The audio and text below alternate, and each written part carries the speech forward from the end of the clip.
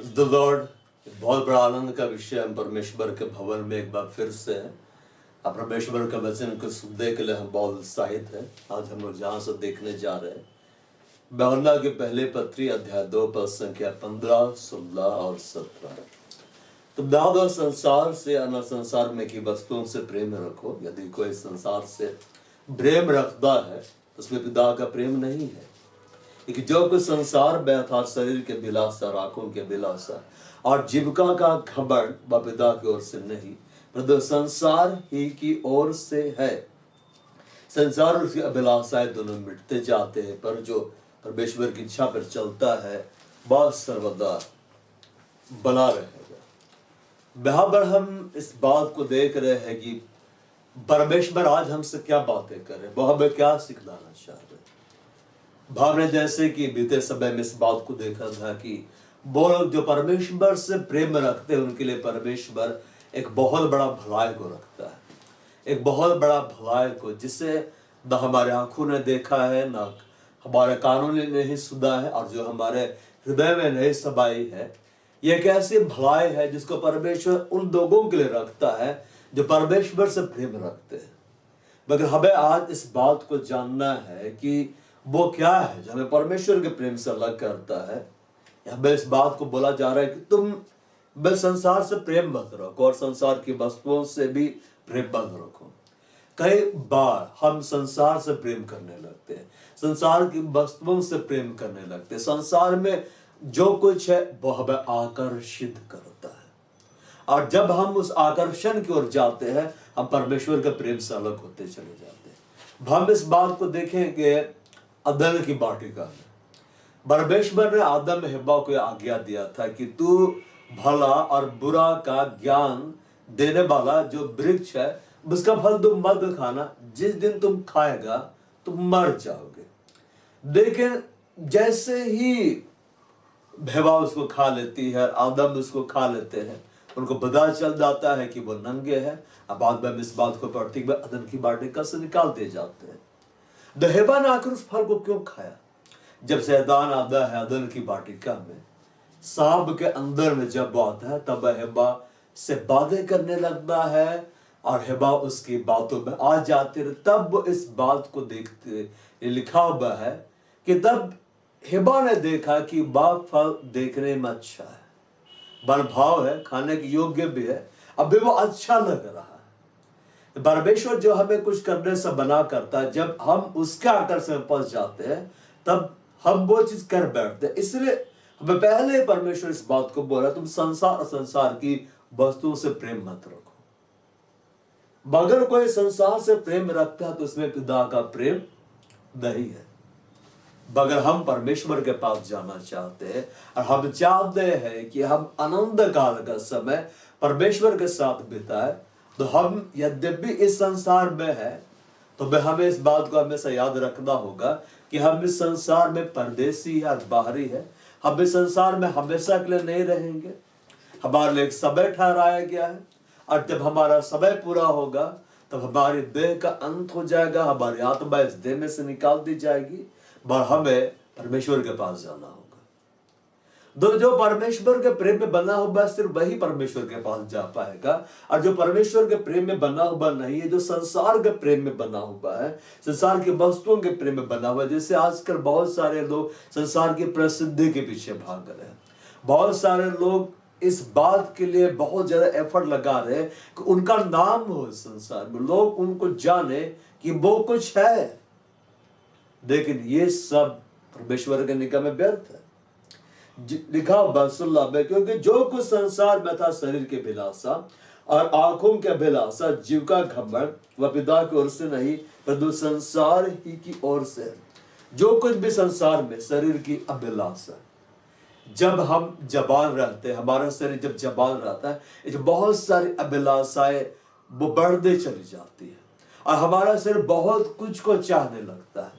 हमारा शरीर कभी किसी को पाने के लिए चाहता है, अगर वो पुरुष है तो स्त्री को पाने के लिए चाहता है, स्त्री है तो किसी पुरुष को पाने के लिए चाहते हैं, और हमारा शरीर बहुत कुछ को पाना चाहता है। बाइबल हमें इस बात को बतलाता है कि शरीर पर मन लगाना तो मृत्यु है अब परमेश्वर से बैर रखना है, और जो शरीर की इच्छा के अनुसार चलते हैं वो परमेश्वर को प्रसन्न नहीं कर सकते हैं। तो अगर हम शरीर की बातों पर मन लगाते हैं, अपने शरीर की जो भी जरूरत है हम सिर्फ उसी को पूरा करने के लिए मन लगाते हैं, जो मेरे शरीर को अच्छा लगता है। आजकल दुनिया पाप में कैसे फंसते चली जा रही, जो हमें अच्छा लगेगा हम वही करेंगे, जो हमें अच्छा लगेगा वही करेंगे, भले ही वो कितना ही गलत क्यों ना हो हम वही करेंगे। हमें वही कुछ करना है जो हमें अच्छा लग रहा है, चाहे वो कितना ही गलत क्यों ना हो, चाहे वो परमेश्वर की निगाह में कितना गलत क्यों ना हो। और जब हम इस तरह से करते हैं जो कि परमेश्वर की निगाह में गलत है, शरीर की अभिलाषाओं को हम पूरा करने में लगे रहते, तो पिता का प्रेम हमारे जीवन से चला जाता है। परमेश्वर ने इस शरीर को हमें क्यों दिया, इस शरीर में हमारी आत्मा को क्यों रखा, इसलिए नहीं कि हम इस शरीर को अपने मजे के लिए इस्तेमाल करें, मैं इस शरीर की अभिलाषाओं पर हम मन लगाए। ये शरीर हमें इसलिए दिया गया कि हम इसका इस्तेमाल परमेश्वर के महिमा के लिए करें, क्योंकि शरीर तो एक दिन नष्ट हो जाएगा। बाप जवान है तो कल बूढ़े होकर मर जाएंगे, अब बच्चे हैं तो कल आप जवान होंगे फिर बूढ़े होंगे और मर जाएंगे। बड़ पता भी नहीं है कि आप बचपन में मरेंगे या जवानी में मरेंगे, बुढ़ापा में मरेंगे। मरना तो है, सबको मरना है, सबका देह का अंत होता है, क्योंकि बाइबल बोलता है बलवान भी मरता है और निर्बल भी मर जाता है, धनी भी मर जाता है और कंगाल भी मर जाता है, अब मनुष्य अपने अनंत निवास में पहुंचाया जाता है। तो हमें शरीर की अभिलाषाओं से हटना पड़ेगा। शरीर क्या चाहता है, उधर नहीं जाना है। बस आंखों की अभिलाषा, बहुत सारे लोग आजकल वही करना चाहते जो आंखों का अच्छा लगता है। मेरे आंखों को ये देखना अच्छा लगता है, हम यही देखेंगे। अब बहुत सारे इसी तरह से फंसे हुए हैं, शरीर के अभिलाषाओं में फंसे, आंखों के अभिलाषाओं में फंसे हुए हैं। वे लोग घर में बैठ के वो कभी बाइबल को नहीं देखेंगे, बाइबल नहीं पढ़ेंगे, लेकिन बस सीरियल देखना है क्योंकि बहुत अच्छा लगता है, बस मूवी देखना है क्योंकि बहुत अच्छा लगता है। परमेश्वर के वचन को नहीं देखना है, परमेश्वर के वचन को देखते हुए नहीं पढ़ना है, लेकिन बस सीरियल देखना है, मूवी देखना है। देखिए शैतान किस तरह से लोगों को फंसाता चला जा रहा है, किस तरह से लोग परमेश्वर के प्रेम से दूर होते चले जा रहे हैं। वे एक ऐसे माया जाल में फंस गए कि जो फिल्में उन्हें दिखाई जा रही है वो उनको इस तरह से लगता है यही एक वास्तविक दुनिया है। वे लोग जो सीरियल देख रहे, टेलीविजन सीरियल देख रहे, उनको लग रहा है यही वास्तविकता है। आज शरीर की अभिलाषा क्या हो गई है, लोग सुबह उठते हैं और वो सबसे पहले अखबार को ढूंढने जाते हैं, क्योंकि वे बोलते हैं कि अखबार अगर हम नहीं पढ़ेंगे, देश दुनिया में क्या हो रहा है उसको हम नहीं जानेंगे, तो मुझे अच्छा नहीं लगेगा, आज का दिन मेरा अच्छा नहीं जाएगा। लेकिन ऐसे बहुत कम लोग होते जो परमेश्वर के वचन को पढ़ते हैं। आंखों की अभिलाषा, हमारी आंखें बहुत कुछ को चाहती है। बरहेबा इसी कारण पाप में गिरी थी क्योंकि वो फल को देखी और उसको वो अच्छा लगा कि देखने में अच्छा है, देखने में अच्छा है। बाइबल हमें इस बात को बतलाता है कि पाप कैसे आता है, मृत्यु कैसे आता है। बोलता है कि हर एक व्यक्ति अपने अभिलाषा में खिंचकर पाप में पड़ता है, और बात जब गर्भवती हो जाती है तब मृत्यु को जन्म देती है। अभिलाषा जब गर्भवती हो जाती है तो पाप उत्पन्न होता है, पाप मृत्यु को उत्पन्न करता है। तो हम ऐसा नहीं बोल सकते कि शैतान हमको बार बार पाप में गिरा रहा है, हम अपने अभिलाषाओं में खिंच जाते हैं, अपने अभिलाषाओं में खिंच जाता है। हम इस बात को पढ़ते हैं दाऊद के विषय में। दाऊद जब छत पर टहल रहा था तो वह एक स्त्री को देखता है जो कि नहा रही थी। तो जब वो देखा तो दाऊद पाप में उस समय नहीं पड़ा, लेकिन जब उसके अंदर एक विचार आता है कि मैं उस स्त्री के साथ व्यभिचार करूं, उस स्त्री के साथ शारीरिक संबंध बनाऊं, अब वो उसको अपने पास बुला दो, उसके साथ संबंध बनाता है, तब वो पाप में पड़ जाता है, क्योंकि वो शरीर की अभिलाषा में गिर जाता है, आंखों की अभिलाषा में गिर जाता है। वहां वो परमेश्वर को पुकारा ही नहीं। कई बार हम बोलते हैं कि अरे प्रभु चाहेगा तो बचाएगा, प्रभु नहीं चाहता था इसलिए हम इस पाप में पड़ गए। ऐसा नहीं है, परमेश्वर हमारी मदद तब करेंगे जब हम परमेश्वर को पुकारेंगे। तो बाइबल में साफ साफ बोल रही है कि अगर हम शरीर की अभिलाषा पड़े हुए, आंखों की अभिलाषा पड़े हुए, और अंत बोलता है जीव का घमंड। और बहुत सारे लोगों के अंदर एक घमंड होता है कि मैं कुछ हूं, मैं इतना अच्छा काम कर रहा हूं, मैं तो फलाना जॉब कर रहा हूं, मैं तो फलाना बिजनेस कर रहा हूं, मेरे पास इतना धन दौलत है, मुझे परमेश्वर की क्या जरूरत है। बहुत सारे इस बात को भूल जाता है कि किसी का भी जीवन उसकी संपत्ति के बहुत दायर से नहीं होता है। आपके पास जो धन है वो आपको बचा नहीं सकता है। बाप के पास कितना ही ज्यादा धन हो वो आपको बचा नहीं सकता। अगर ऐसा होता तो आज संसार में जितना भी धनी लोग हैं उसमें से किसी की भी मृत्यु नहीं होती। सबके सब अमर ही रहते, सबके सब जीवित ही रहते। लेकिन आप देखिए वे लोग मर जाते हैं, उनका नामो निशान भी मिट जाता है। तभी देखना हमें इस बात को मालूम होना चाहिए कि जो कुछ भी संसार में है वो अगर हम उस पर बल लगाते तो परमेश्वर के प्रेम से हम अपने आप को लग करते। जिसमें शरीर की अभिलाषा है, आजकल लोग शरीर की अभिलाषाओं में किस तरह से वो फंसते चले जा रहे हैं, किस तरह से फंसते चले जा रहे हैं। हम इस बात को देखते हैं बाइबल में ही। बाइबल में परमेश्वर ने इस बात को साफ साफ बतलाया है। इस बात को साफ साफ बताया, रोमियो की किताब में लिखा हुआ है कि लोग अपने शरीर की अभिलाषा में फंस गए और अनुचित कर्म करने लगे, गलत व्यवहार करने लगे। पुरुष लोग पुरुषों के साथ शारीरिक संबंध बनाने लगे, स्त्री लोग स्त्री के साथ शारीरिक संबंध बनाने लगे, तो परमेश्वर उनको उनके वश में छोड़ दिया। आजकल तो कानून भी पास हो गया और कानून अधिकार देता है कि आप कर सकते हैं शादी, जिसको हम लोग बोलते हैं गे लोग का शादी, जिसको बोलते हैं लेस्बियन लोग का शादी। मतलब लड़की लड़की को पसंद कर रही है, लड़का लड़का को पसंद कर रही है। ये सब क्या है? इस शरीर की अभिलाषा है। जो पसंद में आ रहा वही खा रहा है, भले उसको मना करता है परमेश्वर फिर भी खा रहे हैं, अपना बॉडी में एक्सपेरिमेंट कर रहे हैं। जो पसंद में आ रहा वही हमको पहनना है, भले बाइबल बना कर रहा है। अब बस इसी बात को लोग लेके चलता है। आत्मिक लोग भी इस बात को लेके चलते हैं। बहुत सुंदर, प्रभु तो आत्मा है और जहां कहीं प्रभु का आत्मा है वहां स्वतंत्रता है।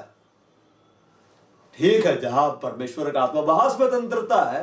अब परमेश्वर ये स्वतंत्रता नहीं दिया कि तुम शराब पियो तो वैसे वस्त्र पहनो कि पता ही ना चले कि तुम वस्त्र पहना भी है कि नहीं पहना। मगर वस्त्र नहीं पहनने से परमेश्वर को महिमा मिलता। तो परमेश्वर जब आदम हेवा पाप में पड़े तो उनको वस्त्र पहना के नहीं निकालता, वस्त्र पहनाया। क्यों वस्त्र पहना? क्योंकि मनुष्य के पास ज्ञान आ गया कि वो नंगा है। मनुष्य के पास जब ज्ञान आ गया तब परमेश्वर को उसका शरीर को ढांपना पड़ा। जानवरों के पास ये ज्ञान नहीं आया, इसे परमेश्वर को नहीं पहनाता है। लेकिन हमारे पास ज्ञान आया इसलिए पहनाया गया। आज का संसार और खासतौर से युवा पर शरीर के अभिलाषाओं में फंस गए, शरीर के अभिलाषा फंस गए। देख कितना भयानक शरीर की अभिलाषाएं हो गई। पहले लड़कियां आजकल भी करती है, वे कान में बालियां लगाती है कान में छेद करके। अब पुरुष लोग कम है क्या? वे लोग भी कान को छेदना शुरू कर दिए।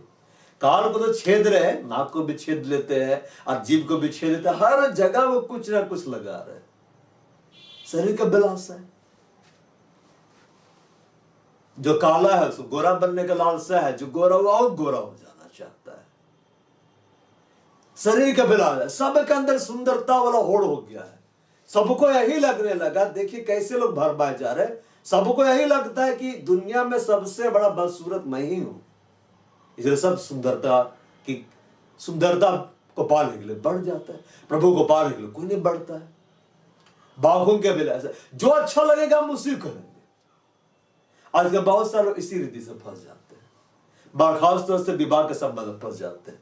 दो अच्छी, मैं अच्छा, देखने में अच्छा लग रहा है, प्रभु की इच्छा की क्या जरूरत है, विवाह कर लेते हैं, बहुत सुंदर एक वचन डाल देते हैं मसीह लोग, जिसे परमेश्वर ने जोड़ा मनुष्य लोग ना करे।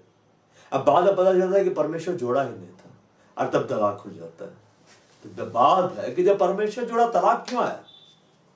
अब अगर ध्यान दीजिएगा बाइबल में अब्राहम और सारा का कभी तलाक ही नहीं हुआ जबकि संतान ही नहीं था। कितना साथ है। इसहाक और रेबेका का तलाक नहीं हुआ, याकूब का उसकी पत्नियों के साथ तलाक नहीं हुआ। तो परमेश्वर के लोगों के बारे में तो कभी भी नहीं पढ़ती कि तलाक हुआ। लेकिन तलाक क्यों हो रहा है? वो हो रहा है एक विवाह करने के बाद पता चलता है कि हम लोग अपना मर्जी से जुड़े हैं। आंखों की अभिलाषा, हमें ध्यान देना कि हमारी आंखें क्या को देख रही है। यीशु मसीह ने इस बात को साफ साफ कहा है, शरीर का दिया आंख है। अगर तुम्हारा आंख निर्बल है तो तुम्हारा सारा शरीर उजाला होगा। अगर हम अपनी आंखों का इस्तेमाल परमेश्वर की महिमा को देखने के लिए करेंगे, परमेश्वर के वचन को पढ़ने के लिए करेंगे, तो परमेश्वर को ज्यादा हमारे जीवन में अगर अंधकार चला जाएगा और हमें साफ साफ पता चलेगा परमेश्वर ने हमारे लिए क्या रखा। इसलिए बोलता है आंखों की अभिलाषा में अगर जब हम फंस जाते हैं तो परमेश्वर के प्रेम से अलग हो जाते हैं। और जीविका का घमंड, बहुत घमंड रखता है कि मेरे पास ये है, मेरे पास वो है, मैं सब कुछ कर सकता हूं। मुझे परमेश्वर क्या जरूरत है, मेरे पास इतना धन है, अगर मैं बीमार पड़ूं तो मैं हॉस्पिटल में चला जाऊंगा, मुझे ये हो तो मैं ये कर दूंगा। बहुत सारे लोग अपने धन पर ज्यादा घमंड करते, अपनी संपत्ति पर ज्यादा घमंड करते, लेकिन ये भी हमें परमेश्वर के प्रेम से अलग करता है। और यीशु मसीह इस बात को साफ साफ बोले हैं कि कौन है जो परमेश्वर के राज्य में प्रवेश करेगा, वो लोग नहीं जो प्रभु प्रभु कहता है। सिर्फ प्रभु प्रभु बोलने से, प्रभु हम आपसे प्यार करते हैं, स्वर्ग राज्य में नहीं जाया जा सकता है।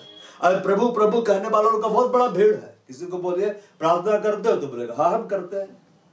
प्रभु के साथ संबंध तुम्हारा कैसा है, तो कोई कभी नहीं बोलेगा गड़बड़ चल रहा है, सब बोलेगा ठीक ही चल रहा है।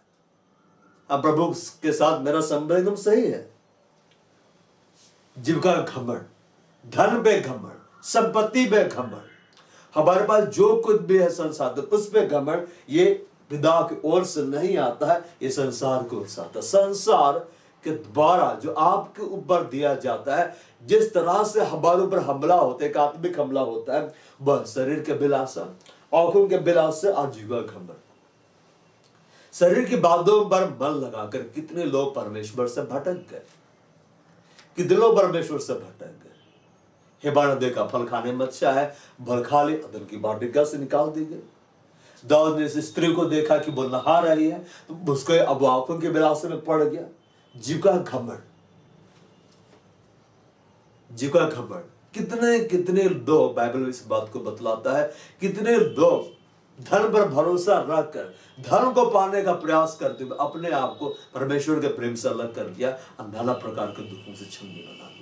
हमें इस बात को देखना है कि हम इन तीनों में कहां फंसे हुए, शरीर के बिलासा, आंखों के बिलासा, जीविका घमंड। 17 बोलता है संसार उसके बिलासा दोनों मिटते चले जाते हैं। जिस संसार को हम देख रहे, जिस वर्ल्ड को हम देख रहे हैं, अब बहुत सारे तो दुनिया में किसी किसी भाग में जाना चाहते हैं, बोलते हैं कि वो भाग ऐसा है ना, बालो धरती पर स्वर्ग है। बिल्कुल हो सकता है धरती पर स्वर्ग में ही लग रहा हो, लेकिन एक दिन वो स्वर्ग भी नष्ट हो जाएंगे जो धरती का है। लेकिन धरती में जो है वो नष्ट हो गए, वो नष्ट हो गए। जब बड़ा से बड़ा प्राकृतिक विपत्ति आता है तो किसी गवर्नमेंट से पूछ कर नहीं आता है मैं इधर से जाऊं या मैं उधर से जाऊं, बस आ जाता है। और जब उसके रास्ते में जो भी आता है सब कूड़ा के बहा के ले जाता है। अगर आप बोल रहे हैं धरती पर अगर ये कहीं स्वर्ग है तो यही है, जब वहां प्रॉब्लम आएगा तो आपसे पूछ के नहीं आएगा या इसकी सुंदरता को देख के नहीं रुकेगा, वो आ ही जाएगा। संसार उसके अभिलाषा दोनों मिटते चले जाते हैं। मतलब अगर आप संसार पर मन लगाए, संसारिक वस्तुओं पर मन लगाए हुए, अब बहुत सारे लोग अपने गाड़ी पर मन लगाए हुए, बहुत सारे लोग बैंक बैलेंस पर मन लगाए हुए, बहुत सारे लोग अपनी खूबसूरती पर मन लगाए हुए, बहुत सारे लोग अपने बुद्धि पर मन लगाए हुए, ये सब मिटता जाता है, सब मिटता चले जाता है। पर जो परमेश्वर की इच्छा पर चलता है बहुत सर्वदा बना रहेगा। जब आप परमेश्वर की इच्छा पर चलेंगे, यीशु मसीह बोले कि वह परमेश्वर के राज्य में प्रवेश करेगा जो परमेश्वर की इच्छा पर चलता है। परमेश्वर की इच्छा पर चलने का मतलब क्या है? परमेश्वर की इच्छा पर चलने का मतलब यह है आप परमेश्वर से प्रार्थना करिए, परमेश्वर के वचन को पढ़िए, और परमेश्वर का वचन जैसा हमें सिखलाता है, जैसा आपको सिखलाता है, उसके आधार पर आप चलिए। जब इस रीति से आप चलेंगे, यद्यपि आपका देह भले नष्ट हो जाए लेकिन आपकी आत्मा नष्ट नहीं होगी, आपकी आत्मा परमेश्वर के पास पहुंचेगी। यीशु मसीह साफ साफ इस बात को बोल के गए हैं कि पुनरुत्थान जीवन मैं ही हूं, जो मुझ पर विश्वास कर तो वो कभी नहीं मरेगा, यदि वो मर भी जाए तो भी जीवित रहेगा। तो हमें परमेश्वर की इच्छा पर चलना है। या ये नहीं बोल रहा है कि तुम परमेश्वर की इच्छा पर नहीं चलोगे तो भी सर्वदा बने रहोगे। जो इच्छा पर चलता है मतलब चलने का डिसीजन हमें लेना है। हम चलेंगे हम बचाए जाएंगे, हम नहीं चलेंगे हम नहीं बचाए जाएंगे। हम संसार पर मन लगाए जाएंगे, हम नहीं बचाए जाएंगे। हम आंखों के बिलासा, जीव का घमंड पर, धन पर, संपत्ति पर, अपने बैंक बैलेंस पर, अपनी खूबसूरती पर, अपनी योग्यताओं पर हम घमंड करेंगे, हम नहीं बचाए जाएंगे। एक दिन देह का अंत होगा। उसके बाद में बाइबल में इस बात को बतलाता है, परमेश्वर हर एक बात और हर एक कामों का, चाहे भले हो चाहे बुरी हो, न्याय करेगा। तो हमें तैयार होना है कि जब हमारा न्याय हो, हम जब परमेश्वर के पास जाए तो परमेश्वर में ऐसा शख्स के रूप में पाए जो सदा उसकी इच्छा पर चला, और जो उसकी इच्छा पर चलेगा। यीशु मसीह साफ साफ इस बात को बोले, यदि कोई मेरे पीछे, यदि कोई मेरी सेवा करना चाहे, मेरे पीछे हो ले, और जब मैं हुआ मेरा सेवक भी होगा, और यदि कोई मेरी सेवा करे तो मेरा पिता उसका आदर करेगा। जब हम पिता की इच्छा पर चलते, पिता की इच्छा क्या है? उसने यीशु मसीह के बारे में कहा, ये मेरा प्रिय पुत्र है जिससे मैं अत्यधिक प्रसन्न हूं, इसकी सुनो।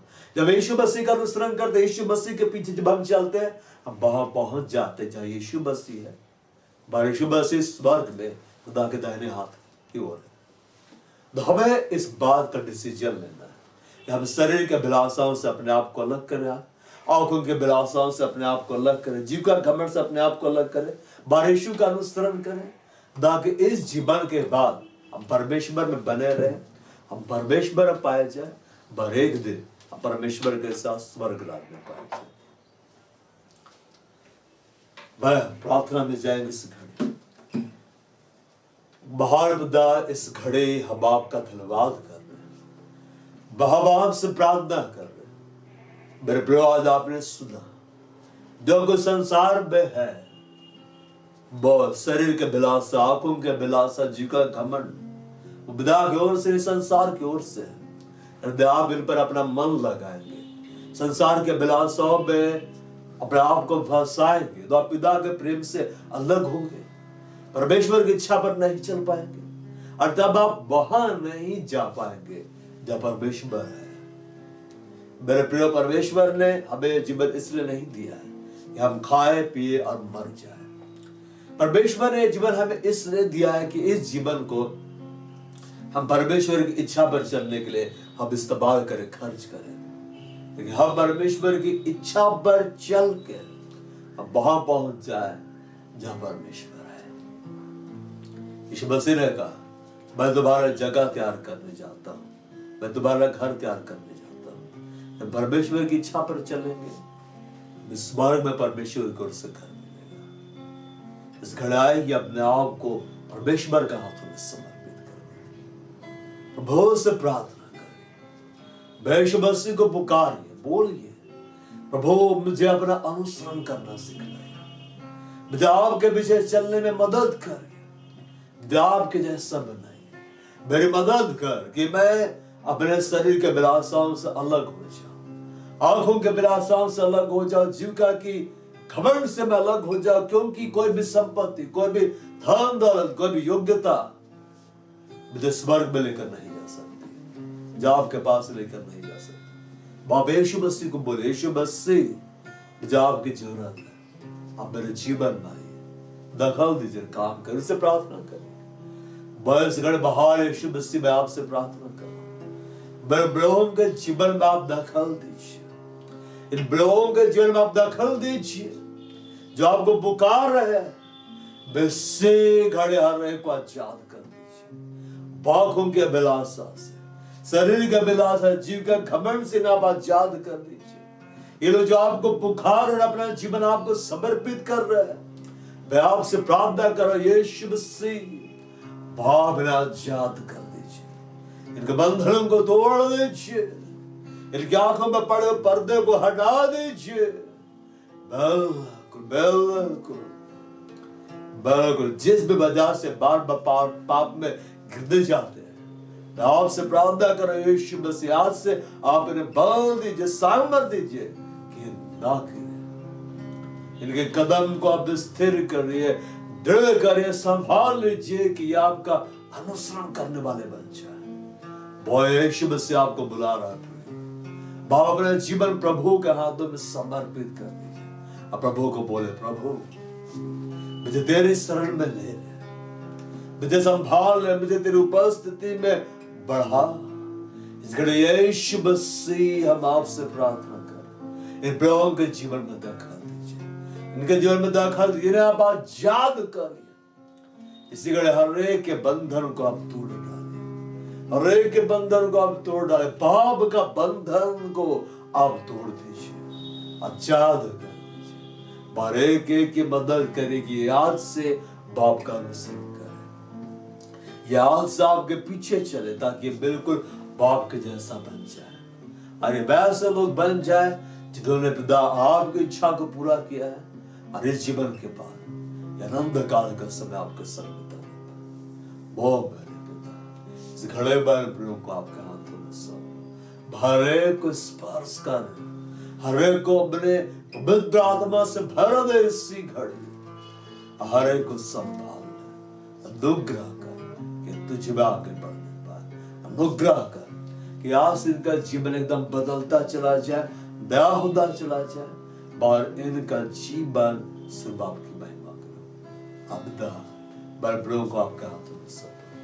धन्यवाद देते हैं कि आपने प्रार्थना सुनी, सारी महिमा और धन्यवाद अब आपको देते हैं। बाप सुनिए और स्वर्ग में ग्रहण करिए, यीशु मसीह के नाम, आमीन।